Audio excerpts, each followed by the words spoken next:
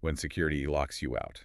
It's the digital equivalent of getting home, putting your key in the lock, and it just seizes up. You know you own the house, but you can't get in. Exactly. We're looking at the intersection of, modern security systems, specifically multi-factor authentication and systemic fragility. Right. Our mission today is to analyze a diagnosis of this problem.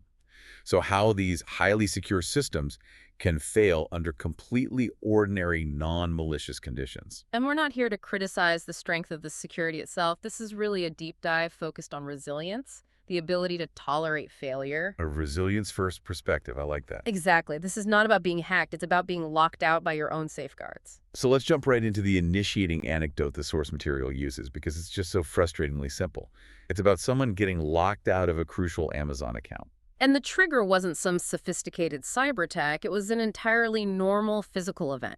Yet the cause was a broken backup phone screen. Right. The user couldn't access their multi-factor authentication, their MFA, because the app or the code was tied to that one physical device, a device that was now, just a broken piece of glass. Hold on, we should take a beat here, because we use that term MFA constantly. Yeah.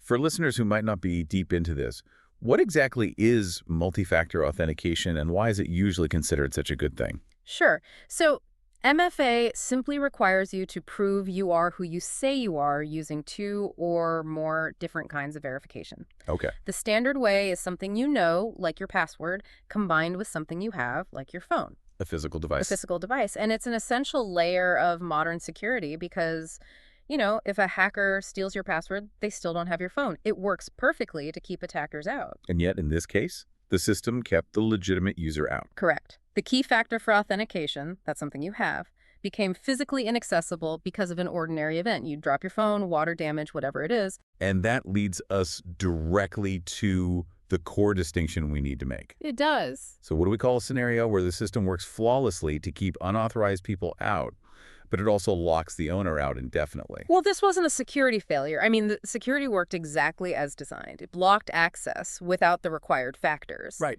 What failed was the system's capacity to recover when the real world intervened. This is what we call a resilience failure. The system was secure, yes, but it was also profoundly brittle. I appreciate that distinction, but let me challenge it for a second.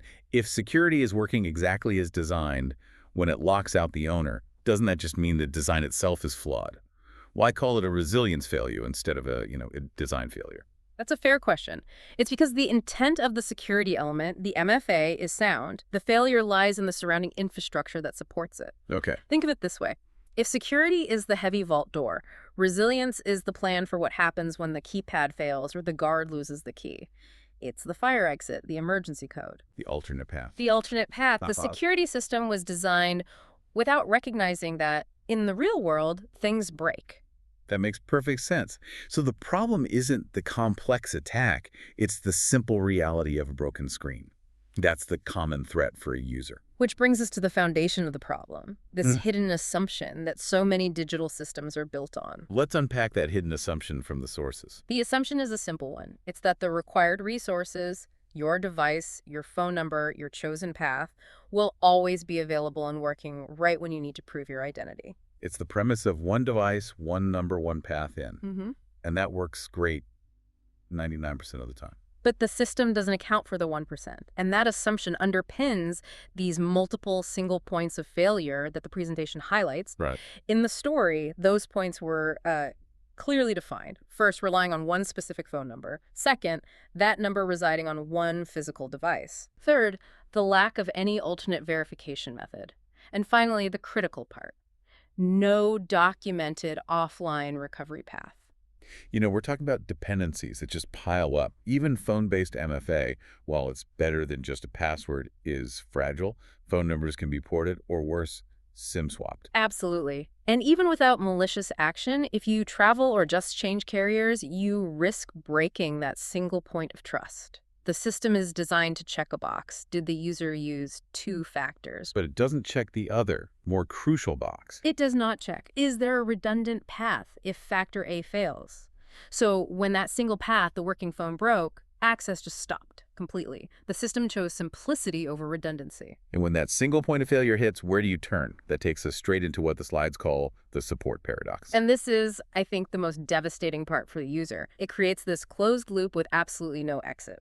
When the system fails, you naturally go to customer support. Which, of course, requires you to verify your identity. Exactly. The logic sequence is just. It's a self-inflicted wound for the company. First, customer support requires logging in. Second, logging in requires MFA. And third, MFA requires the broken phone. And without that working device, the entire recovery mechanism just collapses. It feels like a support structure that's designed to self-sabotage the moment it's actually needed. The analytical conclusion is sharp. Customer support that requires current authentication is fundamentally ineffective as a support mechanism during a system failure. It depends on the very thing that has failed. But why? I mean, why do major platforms, with all their resources, design systems like this? Why not have an easy button, or at least a separate channel for account recovery? Well, this is where we have to look at how large platforms optimize. They're optimizing for a different set of priorities than, user convenience in a crisis. Their focus is on automated threat prevention. Automated threat prevention, reducing their human exposure to risk, and, critically, reducing human involvement in these processes. Humans are expensive. Automated systems are fast. I see the operational logic there. Forcing the user through an automated flow filters out trivial requests and reduces the risk of an employee manually giving access to the wrong person. Right. But are they really calculating the long-term cost, the lost customer trust, when they focus so much on just reducing that human interaction? I think they're betting that the occasional, highly painful lockout is cheaper than maintaining a fully staffed, non-authenticated customer service channel for recovery. They are very motivated to keep human intervention low. But in doing so, they eliminate the graceful fallback for the genuine user who just lost their phone. And this leads us to the section on scale. This is why you, the listener, should really care about this. Yeah? The sources make a crucial point. At scale, edge cases stop being rare. Right. So consider a platform with 1 billion users. If only 0.1% of those users breaks their phone screen or changes their number without updating their MFA, you're still dealing with 1 million simultaneous, highly frustrated, legitimate customers. All locked out at the same time. That reframes the problem entirely. It's not a rare, isolated failure anymore. It's a systemic, constant drain on resources and loyalty. And this is absolutely not unique to one platform. No, not at all.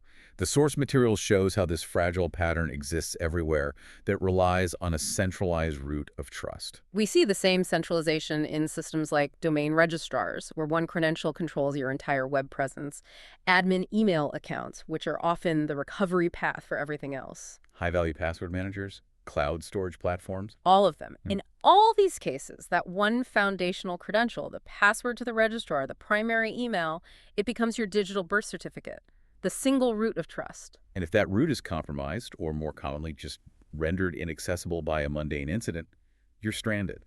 The consequence isn't just inconvenience. It could be the loss of your entire digital identity or your business. So we've established the biggest threat isn't a criminal mastermind. It's everyday reality hitting a brittle system. Exactly. Now let's shift the conversation to the mindset that's required to fix this. The resilience mindset. We need to formally differentiate the two concepts one last time. Security focuses on preventing entry. It is the wall, the moat, the lock. It's reactive. And resilience. Resilience focuses on surviving failure. It's proactive. It assumes the wall will crumble, the lock will jam, the power will go out. It asks, how do we recover quickly when the primary system fails? So the realization here is that a system designed for high security, but with no recovery mechanisms, it ultimately creates lockouts.